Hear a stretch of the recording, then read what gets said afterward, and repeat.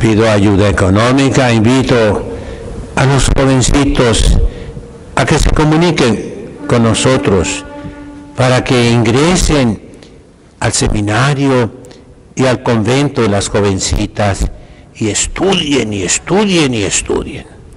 Hoy les he preparado 2 puntos. Sigo pues en ese deseo de que me escuchen los seminaristas y las jovencitas que se preparan en los conventos, en los noviciados, en los juniorados, en los postulantados, porque se trata de formar a la juventud para reconstruir la Iglesia Católica, que ha estado destruyéndose miserablemente. Ayer tengo mucho que pues no prendo la computadora, unas religiosas en Irlanda, todas viejecitas, pero modernas, ninguna traía hábito, ninguna, y eran más de 100 fotografías, ¿verdad?, actuales de estos días. Me da mucha tristeza. Yo quiero proporcionarles a las religiosas jovencitas el camino, enseñarles. Y este es el primer punto, pues, ¿no? Los estudios tienen que ser serios. El Concilio Vaticano II abrió ventanas por todos lados, pero una que otra ventana era necesaria abrirla. Y fue una dicha, si es que hay alguno que medio entienda lo que digo, la etapa anterior al noviciado se hizo como acordeón, se ensanchó, se dio oportunidad de que una muchachita que entra al convento como preaspirante o aspirante o postulante, esos 3 nombres se usan, y es la etapa anterior al noviciado, que se distingue, se diferencia del noviciado, en que el noviciado tiene términos fatales. Si alguno ha estudiado algo de leyes, entiende que es un término fatal, que no puede pasar más de 2 años y medio en el noviciado. Normalmente es de 2 años. Al terminar el noviciado, esa muchachita o hace votos de pobreza, castidad y obediencia, o se sale del convento. Eso es un término fatal. Y pues, tristemente, en la gran mayoría de los institutos religiosos femeninos, hasta el día de hoy, se les da, en primer lugar, se exige que vengan ya con carrera universitaria o con la preparatoria terminada, por pereza, flojera de las madres grandes, de no recibir niñas, adolescentes, y educarlas como siempre se hizo en la Iglesia. De hecho, fíjense, los estudios secundarios y preparatorios, como se dicen en México, los inventó la Iglesia Católica. En las escuelas católicas se inició toda esa preparación a lo largo de los siglos. Y aquellas que iniciaron eso en la cultura occidental no lo dan a sus propias alumnas. Yo conozco, he viajado mucho, institutos religiosos femeninos que dirigían en aquel tiempo secundarias, preparatorias, universidades, Fíjense, aquí en San Diego, por ejemplo, la Universidad Católica de San Diego, que se llama USD, University of San Diego, fue fundada por religiosas femeninas, las hijas de Santa María Magdalena Barat, las damas del Sagrado Corazón, eran una de las congregaciones más numerosas en el mundo, dedicada a la educación de los pobres, pero también de los ricos. Bueno, vuelvo al punto. Tienen las monjitas una secundaria y las monjitas no le dan estudios secundarios a sus alumnas. Tienen una preparatoria y a las monjitas no les dan preparatoria. Tienen una universidad y a las monjitas no les dan carrera universitaria. Tal vez sea mejor, porque como están ahora es arruinarlas. Total, no tienen una preparación científica, seria, sólida, y entran al noviciado y ahí salen ya religiosas a trabajar en los diferentes apostolados en todo el mundo. El Concilio Vaticano II, el nuevo derecho canónico del Papa Juan Pablo II, hizo otra modificación.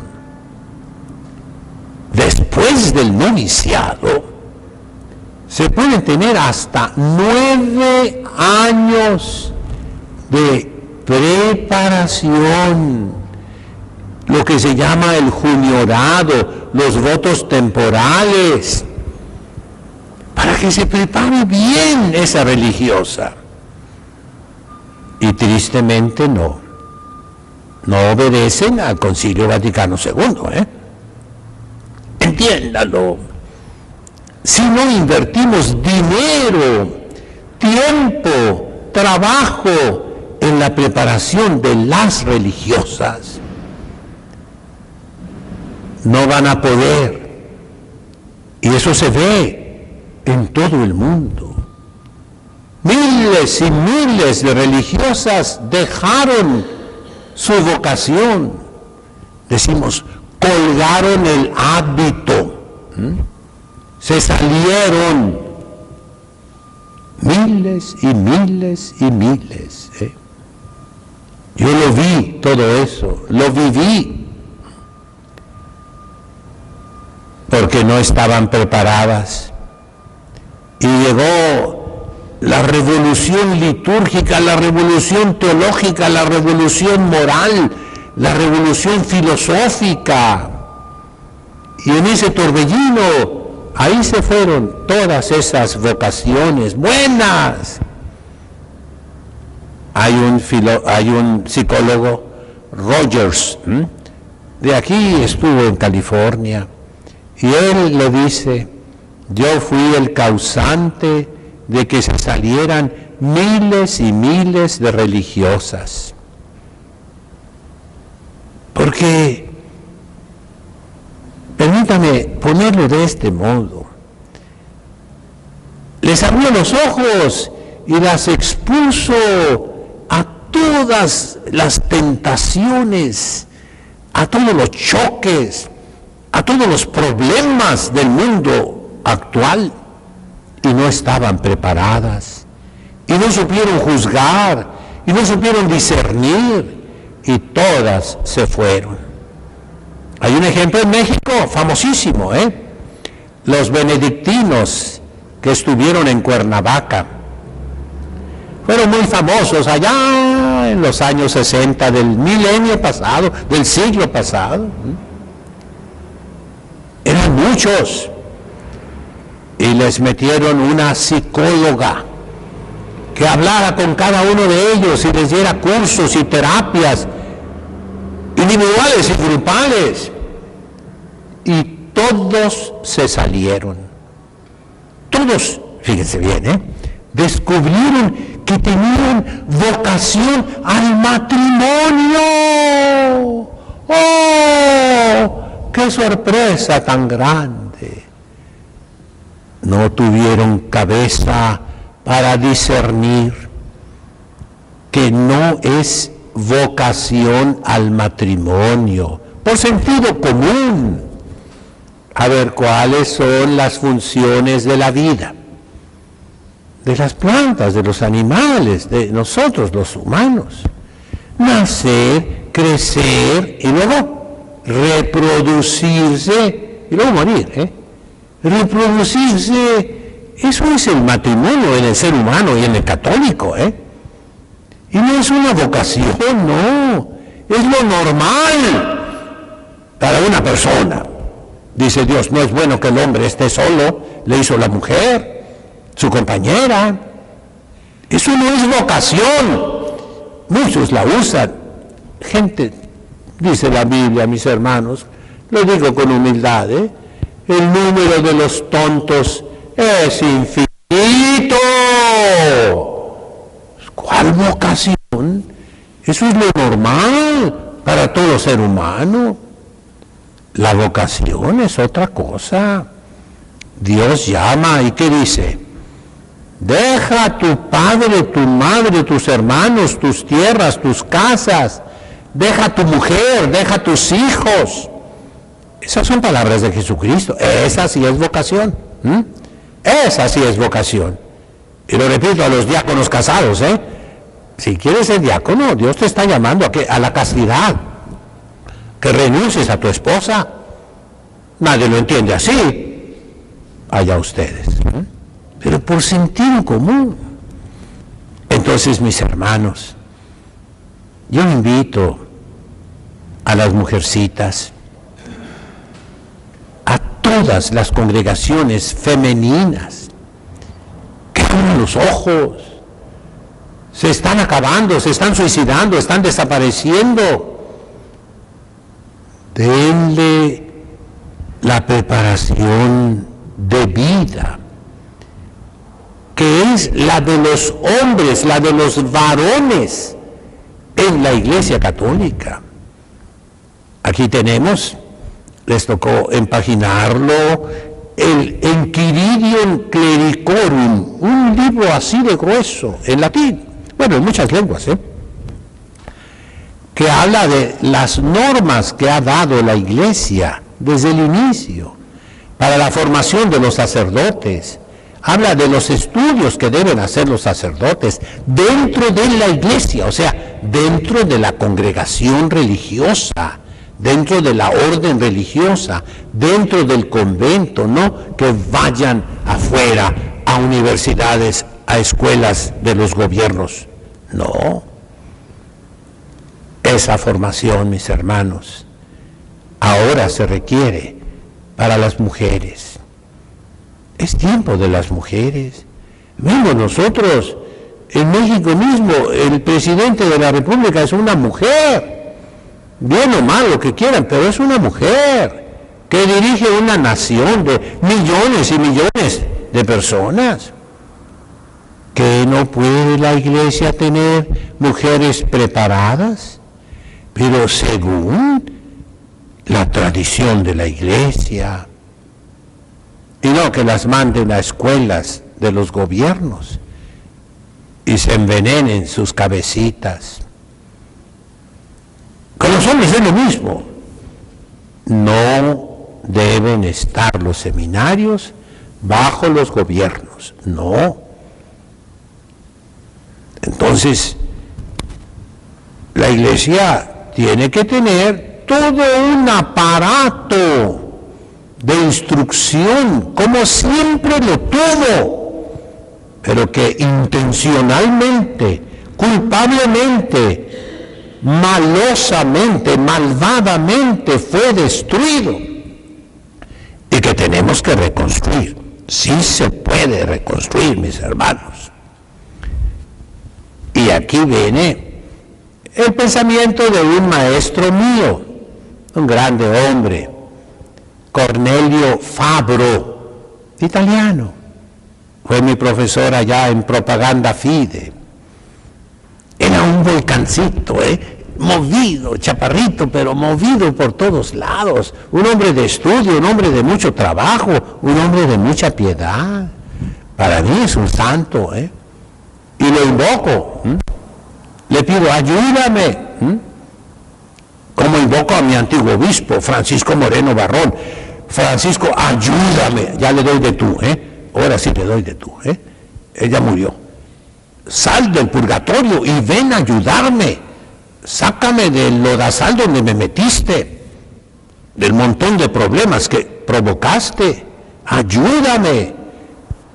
Yo mandé decir 1200 misas por ti, por tu alma, y todos los días estoy pidiendo por ti, de día y de noche.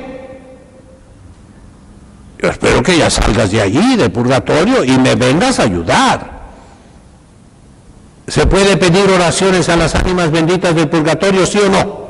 Sí, ¿verdad? Y él, si está en el purgatorio, ya la hizo, ya tiene segura la salvación. Malo que estuviera en el infierno, no. Y entonces es un ánima bendita. Ayúdame. ¿Cuál es, diríamos así, mi empresa a la que me estoy dedicando desde hace 40 años? ¿Cuál es? Formar a la juventud masculina y femenina, como quiere la Iglesia Católica. ¿Y cómo quiere la Iglesia Católica? Que sigamos a Santo Tomás de Aquino. Y por eso hemos preparado con mucho sacrificio las obras completas de Platón, en griego, español, con muchísimos aditamentos, como se dice en español, añadiduras, vocabularios, explicaciones, para que se entienda el griego fácilmente. ¿Y cuál es el título? Son 4 volúmenes, Platón para seminaristas. Un Platón bien dado, ¿verdad? Pero no de comida, ¿oyeron? Y luego, con mucho sacrificio, una obra gigantesca, son 10 volúmenes gruesos. Aristóteles para seminaristas. Y vamos a ver, ¿qué es la palabra seminarium? ¿Qué significa en latín? Un semillero. En los viveros hay una sección protegida del frío, del calor, que se llama semillero. Ahí se ponen las semillitas a que broten, germinen, y luego de ahí se pasan a macetas, y esas ya están en el vivero y se venden, ¿verdad? Se pueden plantar. El seminario son semillas. Los conventos de mujeres son semilleros de apóstoles, de santas. Y entonces, lo que se aplica a los seminarios masculinos, mutatis mutandis, o sea, adaptándolos, se aplica también a las mujercitas que están en formación. Así hemos comenzado nosotros hace 42 años, contra viento y marea. Y hace 22 años, 23, comencé el seminario, contra viento y marea. Como el niño Jesús, con el rey Herodes. En cuanto nació el niño Jesús ya lo querían matar. Y así mi seminario, Qué triste poder cantar ese canto que muchas veces les he cantado, Pobre flor que mal naciste, y qué triste fue tu suerte, que al primer paso que diste, te encontraste con la muerte. Porque un hombre iba en un cementerio y vio ahí medio enterrada en la tierra una calavera. y en el ojo de la calavera nació una florecita muy bonita. Y le compuso ese canto, ¿verdad? Así mi seminario, en cuanto nació, inmediatamente comenzaron a pelear en contra de él. Y sigue la persecución. Pero este seminario lleva en sí la semilla, mis hermanos, de la renovación de la Santa Madre Iglesia. Los estudios sólidos, serios, en lenguas originales. Les ha costado aprender latín, griego, hebreo, arameo, siriaco, caldeo, arameo rabínico. Claro que les cuesta.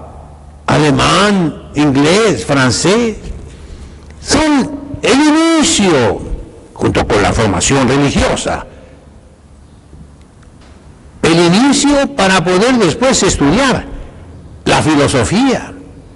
Y la filosofía y la teología, como manda el Concilio Vaticano II, como manda San Pío X, como manda León XIII, en los textos de Santo Tomás.